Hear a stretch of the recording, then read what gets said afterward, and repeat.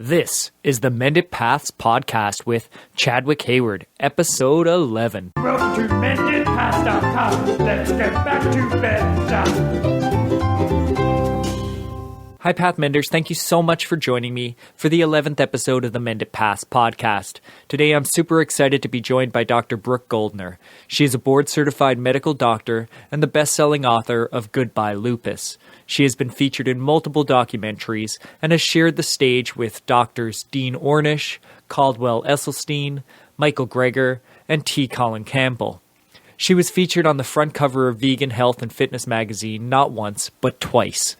She's the author of, as I said, Goodbye Lupus and Green Smoothie Recipes to Kickstart Your Health and Healing, and star of the DVDs Goodbye Lupus and Super Healthy Meals for Your Family.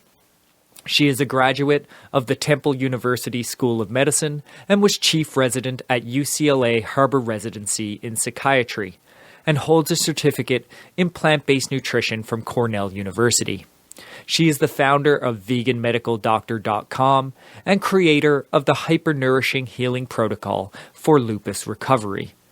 After naturally healing her own body of lupus, her current mission is to reach as many people with disease as possible to help them heal and lead healthy, meaningful lives. Well, hello, Dr. Goldner. It's so great to have you on the show. Thank you so much for joining me. Thank you so much for inviting me. So your story is absolutely incredible. A lot of my listeners probably haven't heard it before. Do you want to give us a little bit of a background of, like, your medical issues started really early in life? Do you want to talk a little bit about that? Sure, absolutely. So before I became a doctor, I was a patient. And at 16 years old, I was diagnosed with an illness called lupus, which is an autoimmune disease where your immune system starts attacking your own organs because it doesn't recognize self and non-self anymore. Yeah. And at 16 years old, I was already in stage 4 kidney failure. And my doctors gave me about 6 months to live unless they did some very intense and experimental treatments. And so I was put on not only the usual regimen of steroids and other medications, but I was also put on chemotherapy for 2 years straight. Wow. To try to shut down my immune system, kind of Control-Alt-Delete, shut it off and hope that it would restart in a more healthy way. And it was an excruciating couple of years. I mean, from 16 to 18 years old to be on constant chemotherapy was really, really difficult. And, my life was just focused on graduating high school and using whatever days I felt healthy to get ahead of my textbooks so that the next time I was throwing up from chemo, I wouldn't miss out on anything. And so that really was the focus of my life. And I was able to graduate in the top 10 of my class and get scholarships to college, even though I was so sick, because my family was just so supportive and good at keeping me really focused on what I needed to do to live my purpose in my life instead of on the illness that was trying to rob me from it. And thankfully, the chemotherapy and the steroids and all the medications I took did put me into a remission. So it stopped the attack on my kidney and it kept my lupus levels at a manageable level. So when you're in remission, you're not cured. You still take a blood test and you have the disease, but it's just that it's not actively trying to kill you at that moment, if that makes sense. Yeah, no, I get it. So at 18, I had my last chemotherapy a week before my first day of college, and I was in remission for a couple of years, and then I decided to go to medical school, which, when you have an autoimmune disease, they tell you to stay away from stress and to always get enough sleep. So medical school is not really the recommended path. No. But for me, I figured nobody knows how long they have to live, but all of us can make our life matter. And my feeling was that if I went to medical school, then whatever time I had could mean something to other people, that I could help other people's lives be better. So is that what got you through high school then? And through chemotherapy, was pushing to eventually become a doctor, or what was your motivation? That was part of it. For me, I never let the disease define who I was. And I really give my mom a lot of the credit for that it was always about, I was still myself. I was, a geeky, sometimes funny, and focused young woman who was going to make the world better in some way. And lupus was just a hurdle that I had to overcome. And I never let it become the barrier to my life. It was just a hurdle. And so that's what kept it in perspective. And one of the things that helped me cope with the disease actually was trying to understand the science of it. So if I could spend my time studying AP biology and learning about cellular function and how the body works, then it was more interesting to me, and I could kind of emotionally take a step back from what was actually happening inside of me and look at it more intellectually as a coping skill. Yeah. And also, my doctors saved my life. And, medications are not a way to live the rest of your life if you can avoid them, but they can save your life. Yeah. And even to this day, I'm a practicing medical doctor and I prescribe medications, but I use them as a tool where I can keep somebody alive long enough to teach them the nutrition that could get them healthy again. But my doctors really saved my life. And if it wasn't for how aggressive they were, I might not have made it past 16. So that also was an inspiration for me that I could still help other people and save other people's lives, even if my life might not be as long as other people's were going to be. That, my disease was considered incurable, but maybe I could have an impact on other people's lives who could be cured or who could at least have less suffering, because you can be sick without suffering. And that is something that I was good at.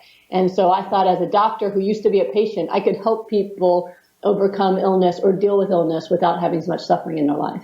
So yes, it gave me purpose. You would have more empathy and be able to relate to them on a personal level, what they're going through. Yes, and to this day, everyone says that they've never met a doctor like me. And one of the reasons is I will cry with them when they're suffering, and then I cry with them when they're recovered and healed because we're so excited. And, I treat every one of them as family. Every one of my patients has my cell phone number so that they can contact me if anything's going on or if they have a question. And it's a very personal thing for me to be a physician, because it's about so much more than symptoms or diseases, but about helping people get their lives back and live a life that has meaning and purpose. That's awesome. So you went to Carnegie Mellon, right? Yes, Carnegie Mellon for undergrad, and then I went to Temple Medical School. And I was telling you my story that, I had made it through college while maintaining my remission, but in medical school without sleep and with all the stress of actually having to care for human lives, which is a lot more stressful in person than it is in the textbook. I got sick again, and I actually was getting blood clots throughout my body, and I passed out in one of the clinics and was diagnosed with a mini stroke. I, on MRI, had been passing blood clots into my head. And so at that point, the lupus, once you have lupus, or any autoimmune disease, actually, you're usually going to continue to develop other autoimmune diseases and dysfunction. Yeah. It just continues on and on. And so at this point, I had a new antibody that was causing blood clots. And so I was told if I didn't inject myself with blood thinners for the rest of my life, that I would have a major stroke and that I could never have children, because having children, between the blood clots and the kidney failure that I'd had, that it would be a death wish for me. So it was another heartache and heartbreak, but I was only a year away from graduating medical school. And I just, it took a couple of weeks to cry about that. And then I went back to, what, I'm still going to have my dream of being a doctor, and nobody knows how long they have on the planet. So I'm just going to make my time matter. And I went back to just a place of gratitude and joy for what I did have in my life. And that's really how I lived my life up until I found the way to heal only actually a couple of years after that. Okay, so you finished medical school and was practicing for a period of time before you really came across your own cure. Actually, I was an intern. Okay. So I met my husband, Thomas Tadlock, my fourth year of medical school, actually just a couple months before I was graduating and leaving to go to UCLA. And we fell in love really quickly and knew that he was going to leave, because I was in Pittsburgh at the time. He was going to come with me and we were going to start our lives together. Oh, that's awesome. And he was actually the one that it was because I met him and that I came across the cure for myself. So it wasn't that I was this brilliant scientist that figured it out. It was actually my husband. And he didn't know that he was going to heal me either, but he is a celebrity trainer and is a scientist that really understands cellular metabolism. So he knew how to get people to lose fat really fast, and he would help people who wanted to be on MTV, recording artists, celebrities who needed to lose fat fast. He could accelerate their metabolism using cellular biology by feeding them a certain way. And when I met him and he wanted to marry me, even though I couldn't have his children and even though I was probably going to be handicapped and needed to be taken care of before I would die early, he still wanted to marry me. And so once I knew that we were going to get married, I really wanted to look beautiful for our wedding. And so I asked him to put me on a nutrition plan just to lose weight, not for healing, because lupus was incurable. I just graduated medical school. I knew that. For superficial reasons. Yeah. So can we actually talk about that for a minute? Because you said a lot of, like your interest was to learn more about your own disease, and like that was where your passion was throughout high school. So what did you learn through medical school related to lupus? Was there, it was basically that it was incurable and it's managing symptoms, or? Yes, what I learned in medical school was terrifying because when I got sick, I mean, I'm going to be 40 years old soon. So when I was 16, there was no Google. So, and I think in some ways I'm really glad about that because I didn't really know anything besides what my doctors told me. Okay. And they weren't going to sit and go down the huge laundry list of all the terrible things that were in store for me. I do remember my mom gave me a book. And I started reading it and it got so depressing I didn't finish it because so I didn't really understand really the depths of how bad it was going to get until I became a medical student. And then basically at the end of every chapter that described some horrible disease, it would say people who are at risk for this disease are. And every time people with lupus was listed, and I'd go, oh, happy birthday to me. Like, this is great. So basically because I had lupus, I was more likely to get cancer. I was more likely to get other autoimmune diseases. I was more likely to get infections. I was more likely to die from anything. Yeah. And it is incurable. According to Western medicine, it's still considered incurable and only treatable. So your best bet is to give people immunosuppressants that can slow down the lupus. But the problem is people who are on things like corticosteroids long-term also lose their bone. They get bone loss. And so then they need double hip replacements in their 20s and all these different things. So and you don't have an immune system. You get the flu. Right. I would get the flu and I'd be sick for a month. Yeah. So, there's just it's just this horrible cycle of, the disease is attacking your organs. So then the medicine helps that, but then it puts you at risk for all these other problems. And that's really all there is. Yeah. And so, yes, it was pretty depressing to read that stuff. But again, I kind of just took it in stride. I would just swallow and gulp and go, all right, well, never know. May happen, may not. Let's just move to the next thing. Yeah. And so, even when I started getting the blood clots, I remember going to my attending in family practice and saying, listen, something's wrong with me. I have these red dots in all my fingernails, and I keep getting double vision where the world would split in half side by side, and I'd have to hold on to a wall until it went back together the normal way. And I said, something's wrong. And she accused me of being another hypochondriac medical student that thinks they have whatever they're reading about in the book. Yeah. And I went, I can assure you that I don't want any of this. I read the books. I have no interest in any disease, but something's wrong. And then shortly after that, I ended up collapsing because the double vision was being caused by blood clots.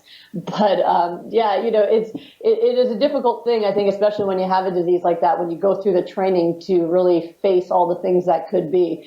And for me, it was more motivation to try to stay as healthy as I could. Yeah. But I really had no idea how to do that. And especially when you're training to be a doctor, it's a very difficult thing to do because, as a medical student, when I got sick, I was working about 100 hours a week. Yeah. And so, it's very difficult to stay away from stress and get enough sleep. And I had no idea how to eat right either. Yeah. So what was healthy for you at that time? Well, I'd been a vegetarian since I was 12. And so and that was before I got lupus. So vegetarian is not necessarily a healthy diet unless you're one that avoids dairy products and eggs, which were what I lived on. Yeah. So I ate a lot of eggs and cheese. And then I also liked salads and fruits and stuff like that. But I also ate a lot of hospital prepared foods because that's where I spent most of my time was in the hospital. Of course, yeah. And if you want the perfect nutrition plan to get sick and fat, it's hospital cafeteria food. Don't I know it? So, so by the time my husband wanted to marry me, I was actually at my heaviest because I was eating what is served in a hospital. And that is just the most sadly ironic information that there is, because you would think that, basically I tell people if they get in the hospital not to eat the food because it'll keep them there longer. Yeah. Which is sad given that it's a for-profit business. It's not motivating. It's definitely room for improvement. Yes. There are some exceptions, but most of the time it is, yes. Yeah. So you met your husband and, well, you were with him for a while and you decided that you wanted to lose some weight to get ready for your wedding. Yes. So how did that go? What did you change? What did you do? Okay, so his nutrition plan that he was already using was kind of like an early version of paleo before paleo existed. Okay. But it was very high in vegetables, and it was high in omega-3 fatty acids, and it was high in water, but it also included meat, usually grass-fed meat. And he was able to get people really shredded and fit using that diet. Yeah. Now, I'd been a vegetarian since I was 12, and I wasn't going to eat animals. And so he had to make changes to it to make it something that would work for me. And I had to give up things that I liked because it wasn't going to work, such as dairy products were what I lived on. Yeah. And those are the most fattening things you can possibly eat. So we basically accidentally created a vegan diet for me without ever intending it or calling it that, where I was eating huge amounts of raw vegetables. I was having large amounts of omega-3 fatty acids, large amounts of water, and then I was exercising, but I was already exercising a couple hours a day before that. But at that point, I was exercising maybe 45 minutes to an hour a day in addition to that. So that part hadn't really changed, but the nutrition was dramatically different. Okay. And what I noticed from that was just within a couple of days, I had more energy than I'd ever recalled having. And I was an intern, so I had to work 30-hour shifts, every few days. And I felt energized. And normally if I missed sleep with lupus, if I didn't get sleep, I would get migraines and joint pain. And I didn't have any of that. I felt fine. I actually felt really great. And so I had more energy than all the other mopey residents that all looked like they were depressed and dying too. And I was actually accused of being too happy and energetic. My chairman pulled me aside to make sure everything was okay because I seemed too happy and energetic for an intern. I said, well, I'm just really blessed to have this job and to be living my dream. And, it's like, okay, I wasn't appropriately depressed. Weirdo. But I felt really good. And what happened was, it worked, first of all. So I was a size 11 when I started it. And about 3.5 months later, I was a size 3. That's and incredible. I was really ripped and feeling great. But I felt the best I'd ever felt in my life. And so I figured whatever this is, this nutrition plan, I'm going to keep doing it just because I never felt so good. But again, had no thought that it could affect lupus because I just became a doctor. I knew nutrition had nothing to do with disease, of course. right? Yeah. Of course not. Of course. If it was important, they would have taught me that and all that torture of medical school. There would have been a chapter, right? So I didn't think it had any impact on that. And right before we left for our wedding, I went to see the doctor. My new doctor's in California, and he took all my blood tests. And right before we left for Maui, where we got married, he said that there was an error with the lab and that I would have to retake the blood test when I came back. I said, what's the error? And he said, well, these tests are negative for lupus.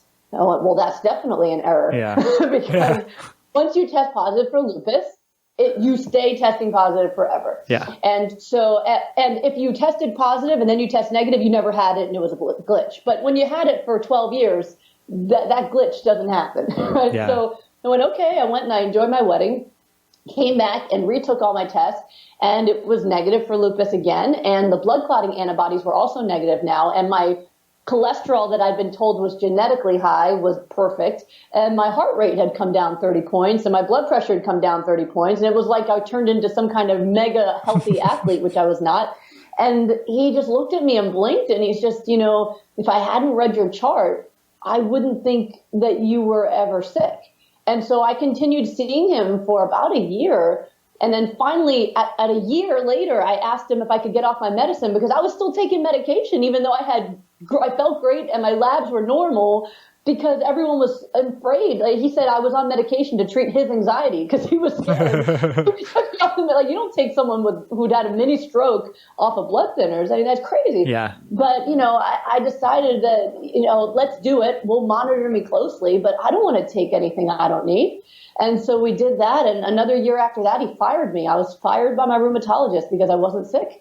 And that's incredible. That was one of the coolest things that ever happened to me. He said if he hadn't read my chart, he would say that I was only alleging to have lupus because he'd never seen anyone who had my history and who had had my previous results and tests ever just turn healthy. And he didn't know what to think about it. And we didn't even discuss it. He never brought up, what did you change? Did you change your nutrition, this and that? And I didn't know either. It just didn't even come up. It wasn't even something to consider. And at that point, there was no case studies that showed people having similar results. No. So it was just, I didn't know what was going on. But he said, if you ever need me, just give me a call. But you need to stop coming in here. So, okay. And it was a few years after that I decided to do the thing that everybody said was going to kill me and have children. And all the doctors told me that this remission, even though there was no test for lupus even showing up anymore, they said it was some kind of amazing remission. And if I got pregnant, the lupus was going to come back. It would kill me. It would kill the baby. Yeah. And I just, looking at it as a doctor myself and knowing how my body felt, I just didn't believe it anymore. And so even though my husband was scared, he had faith in me.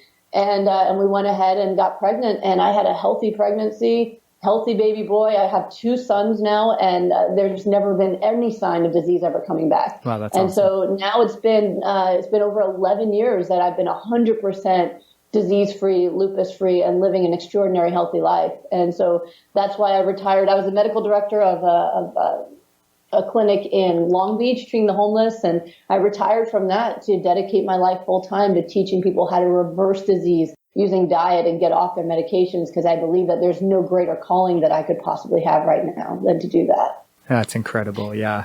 So I have a quick question. So I think they say that getting pregnant is going to cause lupus to come back because the fetus is a foreign body. Is that right? It's not necessarily the case. When you become pregnant, it suppresses your immune system. Okay. And that can affect the immune system functions. So for some women who have active lupus during their pregnancy, they actually feel better.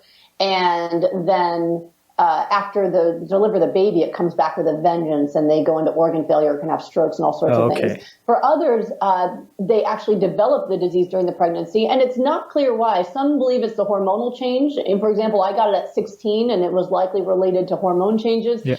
They're not really sure what the causes are that trigger the genetics, because you have the underlying genetics and they have to be triggered. And as I've been able to show with myself and multiple other people, they can be untriggered. Yeah.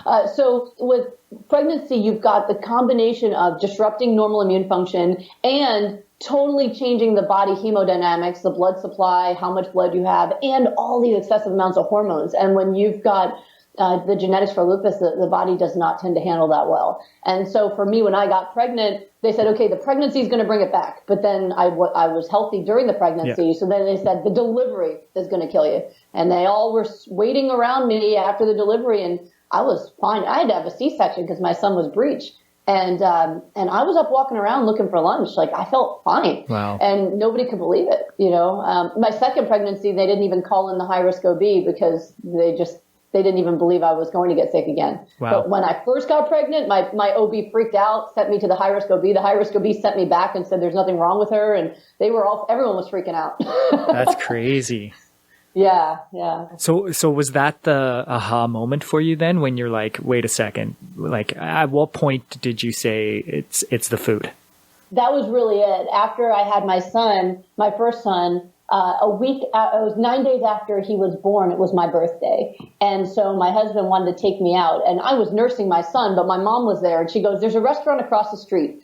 You nurse him, run across the street and have dinner, and then I'll text you when he's hungry and you come back. And so you could have just a little time together. I said, okay, great. So I had not put on clothing, like regular clothes, since I gave birth. I was living in pajamas, nursing a baby. I sat in pajamas and I nursed my baby and slept when I could, and that's it. Of course. So I hadn't, and I'd gained 40 pounds during the pregnancy. So it's 9 days after I give birth, and I go into my closet, and my clothes that I was wearing before I got pregnant fit me. My size 3 jeans were perfect on me, like I'd never had a baby. And my husband posted pictures online and people were freaking out, and it was amazing. But for me, that's when, for my husband and myself, something clicked where, as a trainer, most of the people he trained were women who were trying years later to get their pre-pregnancy body back. Yeah. And I had done nothing but sleep and nurse and eat, and mine came back by itself. And we realized that my body had changed so dramatically that I had a metabolism that not only didn't want to gain weight, but it was responding to whatever challenges were happening in real time. So pregnant, I got fully pregnant, gained the weight, did whatever I need to do,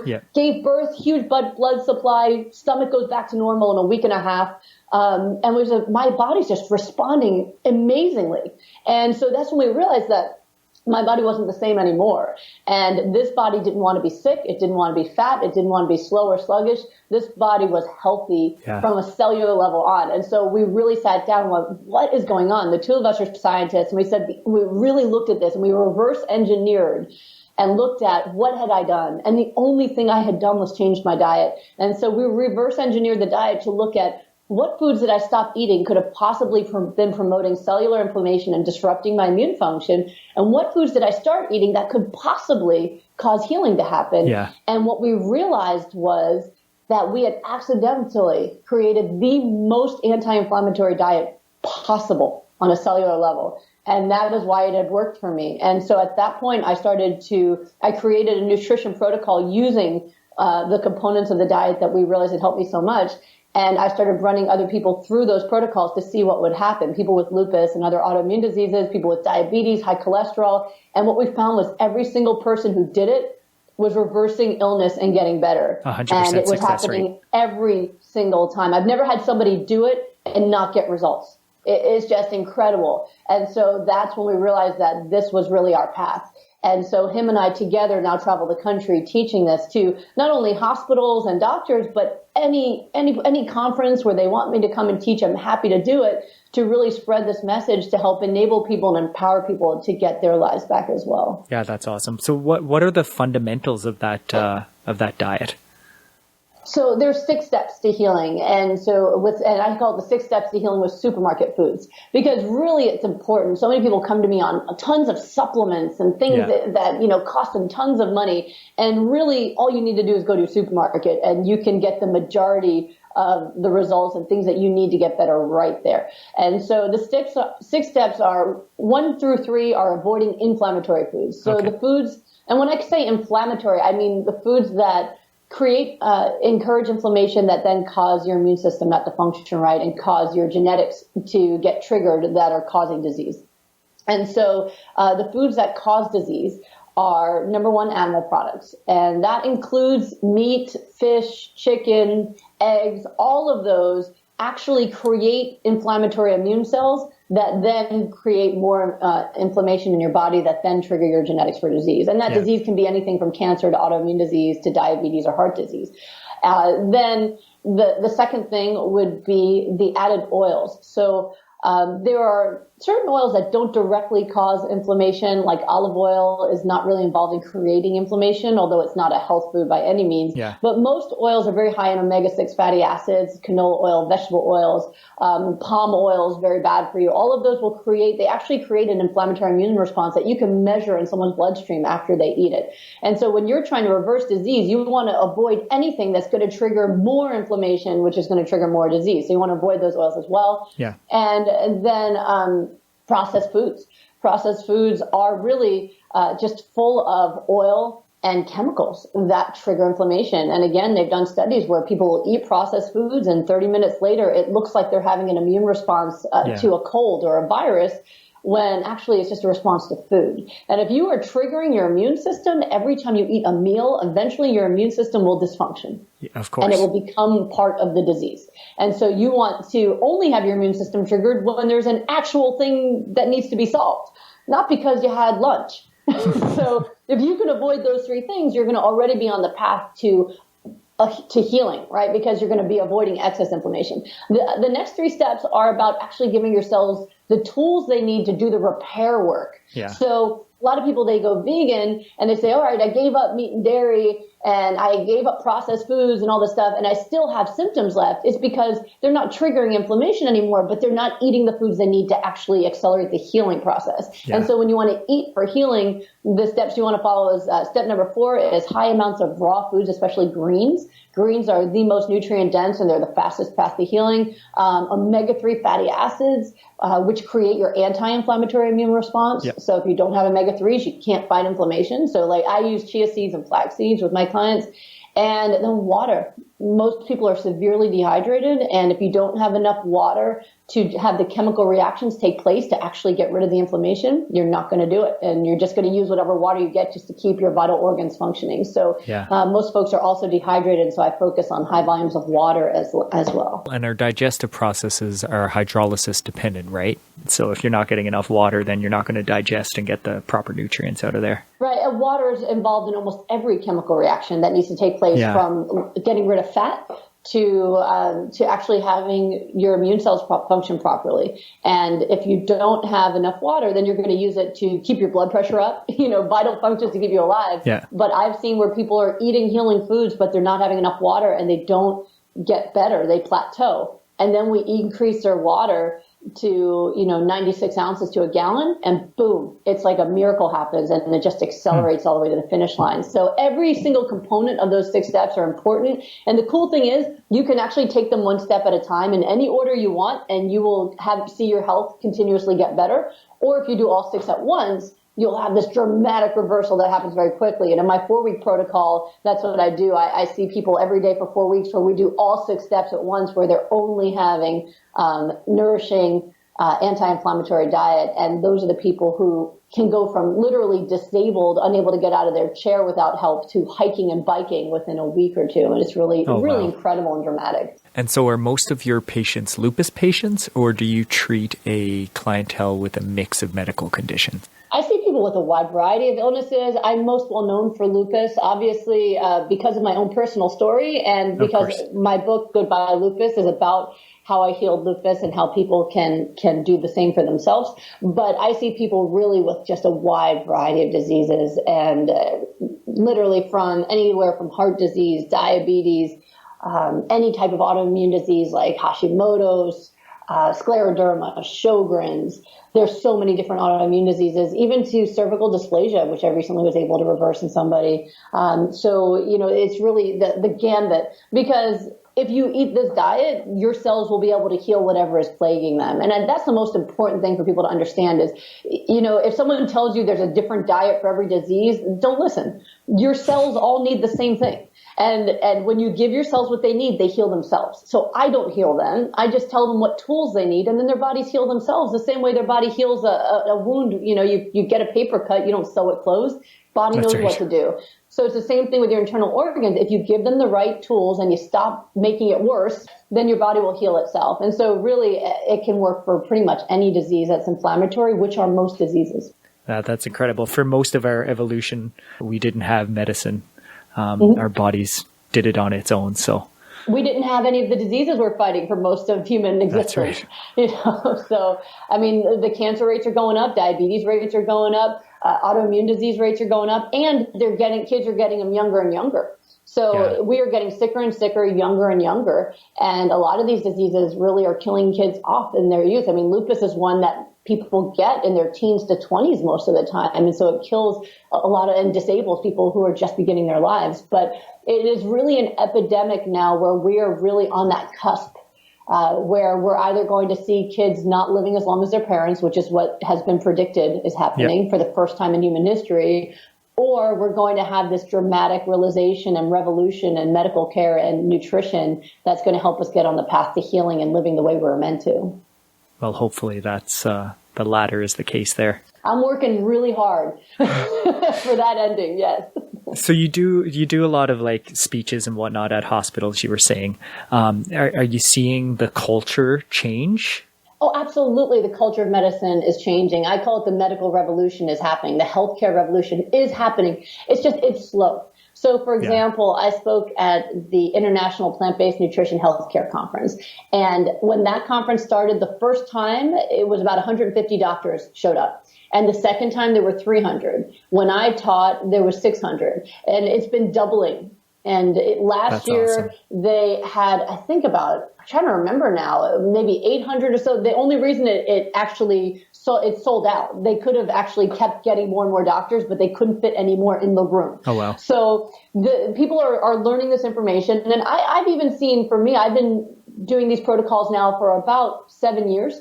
And when I first started doing it, people were finding me and telling me, my doctor says this isn't going to work and that this is nonsense, but I'm going to do it anyway. And I'd say, great, stay with that doctor so they can watch you and learn something because they need you, right? Yeah. Now I get most of the folks, maybe half the folks are people who referred to me by their doctor because their doctor heard about me.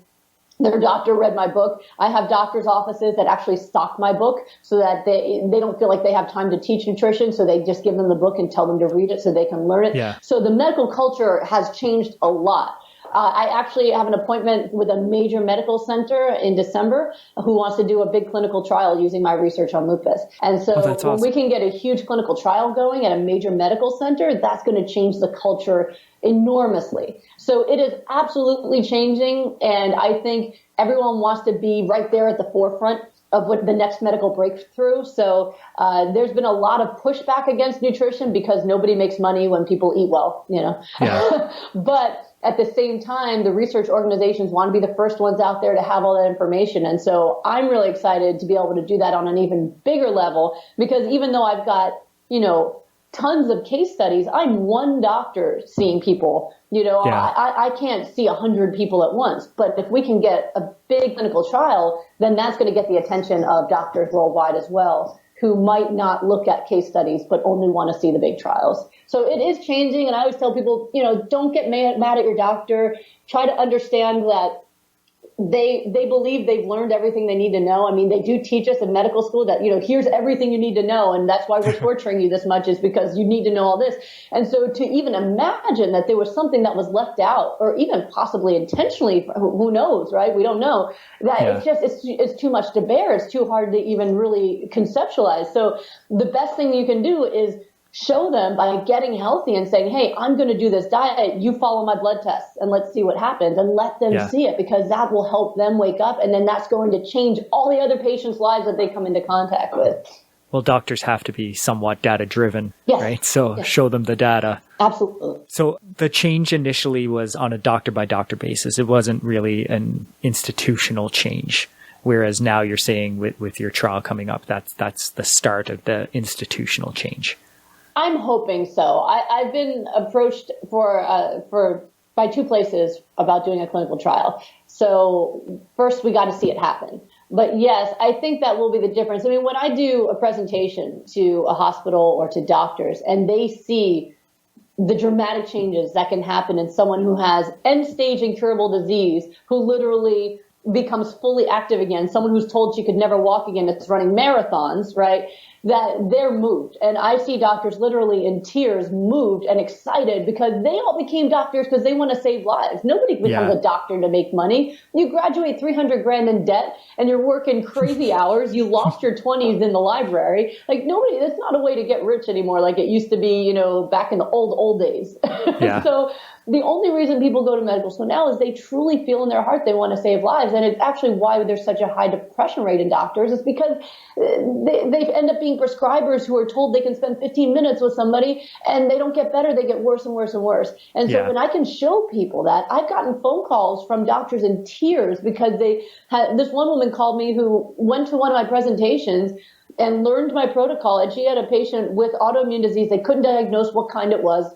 And she sent her to the Mayo Clinic and to UCLA, and they both told her there was nothing they could do. And this woman was just horribly in pain, couldn't function properly, and there was nothing they could do. The medications weren't working. And she put her on my protocol for 4 weeks, and she came off all of her medications symptom-free. And the doctor called me crying because she was just so excited that she was able to help this woman that everyone else had written off, and all she did was change her diet. So, you know, the doctors do want to be inspired, and they do want to be moved. And so when they do get to see the information in front of them, and they see all these people and their cases and their faces, they get excited. But yeah, if there's someone who's never heard of me and doesn't know anything about this, and all they read is the New England Journal of Medicine, they're going to roll their eyes and go, whatever. If it's not in the New England Journal of Medicine, then it's not real. Yeah. And so that's why we got to get into that journal. I was told that as a resident. If it's not in the New England Journal of Medicine, you don't need to worry about it. And that's crazy because the nutrition journals have dramatic, amazing research in them. And if you read it,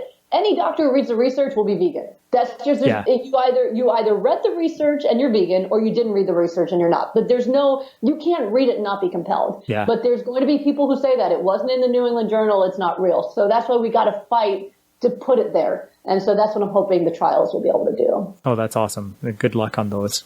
Thank you. I need it. Yeah, everybody put good mojo out there for me to make this happen. Well, we had touched before on like there's no money to be made off of good nutrition. Mm-hmm. I don't know if that's necessarily true. Do you know of anyone that is following the approach of, like, you said that there was 100-hour weeks while you were doing your internship?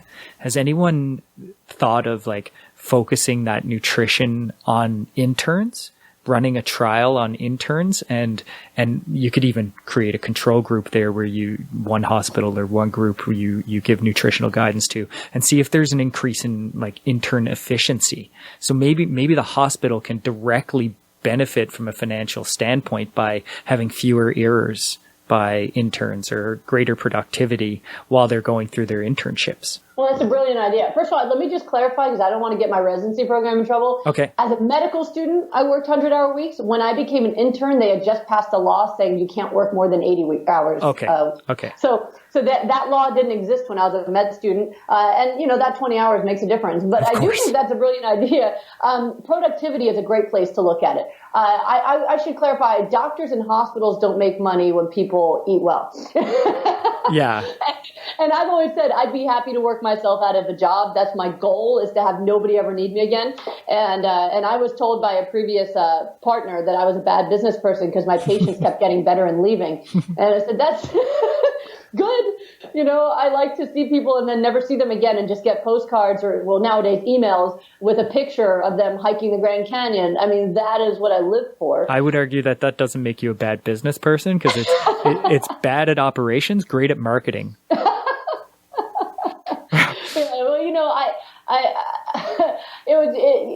The typical business model is someone becomes your patient and they're your patient till you retire. Yeah. And that's not the way I see things. I'm doing a bad job if someone's not getting better every time I see them. And a lot of times I see people once and then that's it. That's all they needed. Other people need to see me again, maybe for more support. It depends on how much they knew and how much support they need. A lot of it's emotional as well. But if they're not significantly getting better every time I see them, that's a problem to me. And it just doesn't happen. But yes, I think we need to change the hospital system. I like the hospital systems that are out there now where the hospital is the insurance company, like Kaiser, because they actually make money when people are healthier. Because most hospitals only make money when the beds are full. Yeah. But if the hospital is the insurance company, they lose money when the beds are full because they're paying the insurance. So we need more systems, I think, like that. And I'm not paid by Kaiser to endorse them or anything, but I like those business models where they will benefit most, where the business benefits by people being healthy. And I think that needs to really be the incentive, is that the healthier people are, the better the business is. And then they're going to really look for, well, how do we help people need the doctor less? Yeah. And that's where nutrition really comes in. Yeah, the fee-for-service model definitely has some flaws. Mm-hmm. What's the success rate? Like you said, your patients, it's 100% success. Do you know of any that 6 months goes down the road and they fall off the wagon, or like do people tend to stick to it? For the most part, they do. The way I have it set up, it's there's an intensive phase where people are working hard to actually reverse symptoms, where they need to be more strict with their diet. And then after that, there's a maintenance phase where they can actually add back foods that they enjoy that are not healing foods, and it won't make them sick because their body's now resilient. Yeah. And so that has been one of the great, great selling points, I think, for people, where I have someone who, she started out, she was going to retire early because she couldn't go upstairs for 2 years, and she was supposed to lead a meeting upstairs, and she hadn't been able to lead it, and she was having trouble getting to work in the morning, was passing out by 7 at night, and she had lupus and just severe arthritis and pain and exhaustion. And her doctor actually sent her to me, and he had put her on a vegan diet actually, but it was a high starch one. It was lots of beans and rice and potatoes and things like that. Okay. And she didn't recover. she felt a little bit better, but was still disabled. And so she was going to retire due to disability. And so she came to me to do this 4-week nutrition program that's very strict. And with her, within 3 days, she was taking walks uphill every day. And by the end of a week, she could get up and down out of her chair without having to use her arms to do it. And by 13 days into it, she was going up and down stairs again for the first time in 2 years. Wow. So, when you look at that, you go, wow, that's amazing, right? So then what happens afterwards? Well, at the end of 4 weeks, she was hiking, biking, doing all this stuff, feeling great.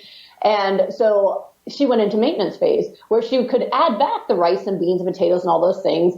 And if she wanted other foods that were outside of the 6 steps, she could have them, and she wouldn't like it in terms of her stomach might not like it, but she could have them. And so what she does now is she has meat or dairy probably once a month to fulfill a craving she has.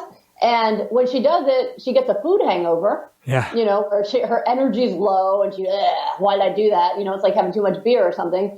But her arthritis doesn't come back, her pain doesn't come back, her lupus doesn't come back.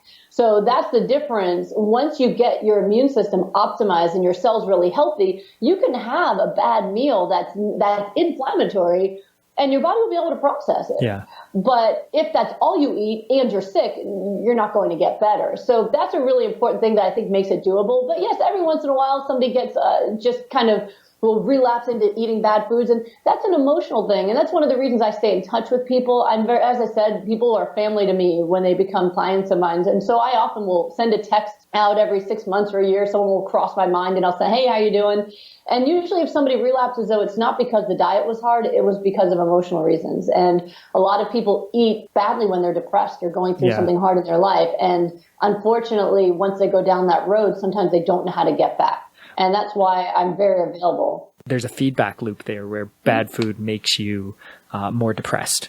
It has a negative effect on your mental state. In the moment you feel better, you get that dopamine rush. That's right. And then it gets worse. And so I try to make it very easy for people to reach out to me. As I said, they all have my cell phone number and they can text me anytime, and I'm happy to help people get back on track. Most of the time, though, people, when they start feeling amazing, they get addicted to that feeling. And so the majority of the time, people are able to adapt to the new way of living and eating because they have a life they never had before. Most of the people I see, they're not just people who, I could be a little healthier, have a little more energy. Most of the people I'm seeing, they've got serious illness, organ failure, and so when they find out that, they can get off of these drugs by eating kale, most of them just, they stick to kale. They're like, this works. So I always tell people I'm more addicted to how I feel being healthy than I ever was to cheese.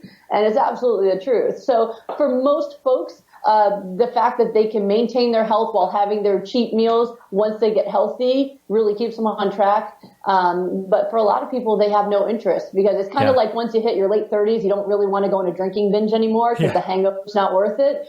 Once you get super healthy and you try to eat crap food, the hangover's just not worth it. And it's almost instantaneous.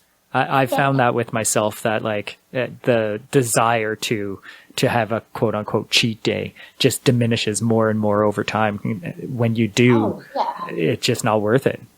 Oh, absolutely. I had a guy recently who he just had multiple food allergies and he couldn't eat any fresh foods but he was having milk every day and all this stuff. So I got him off the milk, got him off meat. He was a guy I went to the gym with. He just happened to start a conversation with me. I'm like, let's sit down. I'm going to fix this. So, so he was back to being able, he literally needed an EpiPen. He was so allergic to fruits. And now he's able to eat any fruit or vegetable he wants because he got off the meat and dairy, right? Wow. So he's feeling great. He's eating fruits and vegetables. This is a guy, a professional bodybuilder, picked me up and bear hugged me in the gym because he was so excited.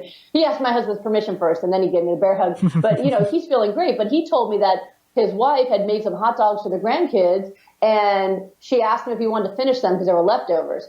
And he decided to eat some hot dogs, and he went to sleep, and he said the next morning he couldn't get out of bed. He didn't have energy to go to the gym. He just felt wrecked. Wow. And he realized just, oh my God, it's not worth it. My energy's gone, all this is gone. So I said, first of all, we got to talk about what you're giving your grandkids. Yeah. But second, now you can see, what the power of food. And once you know that, it's really hard to go back. So I try to also help people not demoralize themselves when they go off the diet. I'm like, be a scientist. So you ate crap on Thanksgiving, How did you feel? Okay, well, now you've done some scientific research that you felt like crap, you had no energy, you had more joint pain. Now you've done some research that can help you redirect yourself to the way that you want to eat. Instead of, oh, I screwed up, I might as well just give up on this and I hate myself. Just go, well, that was an interesting research study I did. And now I know that, turkey is not good for me. And then you move on and you keep going. And that way, it takes away that emotional side of it. Because a lot of people, they just beat themselves up so severely and then they lose all motivation. So I focus on celebrating every time you do it right. And if you do it wrong, just try to keep unemotional about it and use it as research to remind yourself why you're doing what you're doing. So you're a psychiatrist as well. So most of your practice is related around food-borne illness.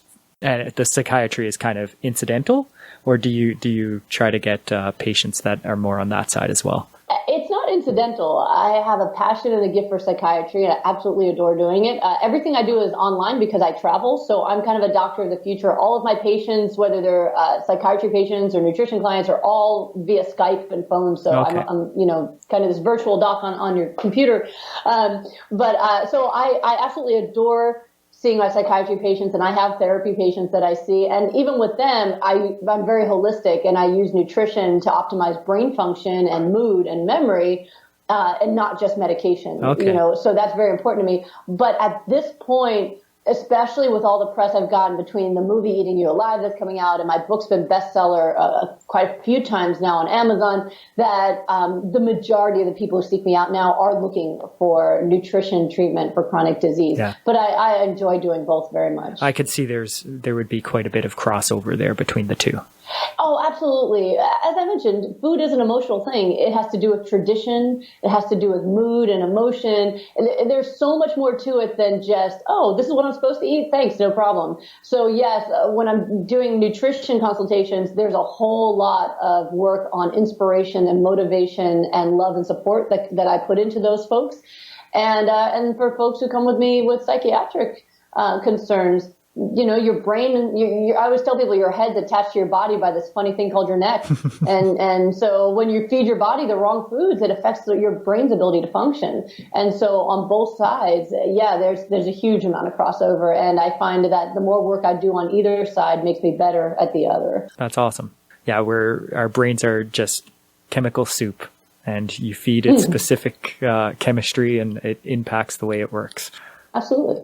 So I usually ask my guests what is one piece of advice if someone's listening right now and they're kind of on the fence, and if they could only do one thing, if we broke it down, what would your advice to them be?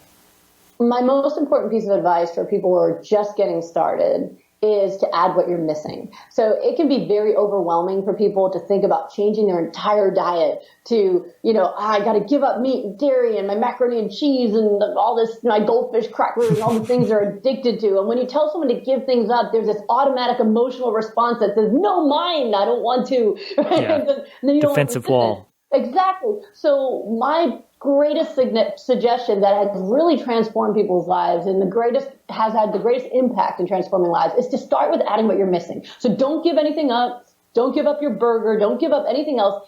Add in the things that you're missing. And the easiest way to do that is actually something called green smoothie. So my husband and I call it the smoothie solution. If you get a nice, powerful blender like a Vitamix blender and you put in 75% of it of greens like kale, spinach, things like that, and then put in whatever frozen fruit you like to make it taste good, a handful of flax seeds for your omega-3s, you put water in it, now you got your hydration, boom, you blend that up. You have now got the 3 steps to healing right there, right? You've got your healing raw foods, you got your water, and you got your omega-3s. If you drink that blender full of a beautiful green smoothie, you are now giving your body what it needs to fight back against the inflammatory foods. And so my husband and I started this group called the Smoothie Shred on Facebook. Oh, cool. And it's smoothieshred.com. It's 100% free. And all it is, people join that group who are just committing to drink a green smoothie a day. You don't have to be vegan or plant-based. You don't have to give anything up at all. You're just agreeing to add a healing habit into your life. And we've got over 3,000 people from all over the world there who are sharing their stories and supporting each other with this habit. And what happens is people come in and the rules are you don't have to change your diet, just add this. And what happens is people add the smoothies and their energy goes up and their mood goes up and their cravings for sugar go away and all these things start happening. And then they start asking, what else can I do? Tell me about being vegan. I want to eat more of this good stuff because when I have the smoothie, I feel great. And then I had my burger and I felt like caca. Yeah. So you naturally start to crave the good things once you've given your body what it's missing. So I find it's a really no pressure way to start accelerating the health process and the healing process without having to have the fear and emotional entanglement of, telling someone to give things up. Yeah. And it really prepares the brain and the body for the next step, which is, okay, how do we optimize your diet? What can we take away that's holding you back? I know smoothies are a staple in my house. I absolutely love my green smoothies. Me too. I got one in front of me right now. I absolutely adore them. You're getting all your raw food in. Yeah. And you can do business and drink out of a straw, but I can't eat a salad and be on a Skype session, eat broccoli in the teeth and all that. But I can drink a smoothie, and not only am I giving myself tons of energy and nourishment, I'm teaching, because every time they see me drink it, they're like, okay, I got to drink my smoothie. Yeah. So it's reinforcing. Well, and you're going to be, by adding the benefit of a green smoothie, you're going to have less room for that extra cookie or that piece of cake or something like that. So absolutely, you're more full, but you also crave it less, because a lot of people, their cravings are around their addictions, but really when you're hungry, it's because you need nourishment. Yeah. And for some people, 0 meals they eat have nourishment. It's all what I call recreational eating. Yeah. It's eating to get high. And so if all you've ever done is eat to get high and you've never been nourished, it changes everything. Someone has a green smoothie and it's just, whoa, I didn't know that I could get energy like this. That you actually, vitamins and minerals give you energy, and there's no caffeine deficiency that you're experiencing. That means you need more coffee to feel better. Yeah. That, once they know what real nourishment feels like, there's an internal motivator to start eating better. So that's really where I recommend people start. And I invite people to join our group. Like I said, it's 100% for free. It's just a support group. And for my husband and I, it's our gift to the world to make sure that everybody out there, whether they can afford treatment or not, that everybody out there has access to the information and support they need to live healthier lives. And I'll link that in the blog post as well. Awesome. Well, thank you so much for joining me. It seems like we've covered so much. Absolutely. It's been a real pleasure. Well, thank you so much. Keep up the great work and good luck with your clinical trial. I know the Path Menders have learned a lot today, so thank you. Thank you so much. And thank you for what you're doing. Without folks like you who are getting the word out there, people like me, we have a limited audience. There's only so many stages I can get to. There's only so many books I can write. But when you offer the opportunity for people to be able to hear these podcasts and learn, it really spreads the word and it helps so many people. I'm happy to add my voice to, I think this is a public good, and everyone needs to know this. And so many people are in the dark, and I know I searched for information for a long time myself and thought I knew what good nutrition was and really didn't. So if we can get it out to more people, in front of more people, hopefully people can live happier and healthier lives. Absolutely. Well, thank you so much. Thank you. Well, that's all the time we have for this week. Thank you so much for listening to the Mended Paths podcast at www.mendedpaths.com. If you haven't already done so, please like our Facebook page at www.facebook.com/mendedpaths. See you all next time. Visit mendedpaths.com and get back to bed.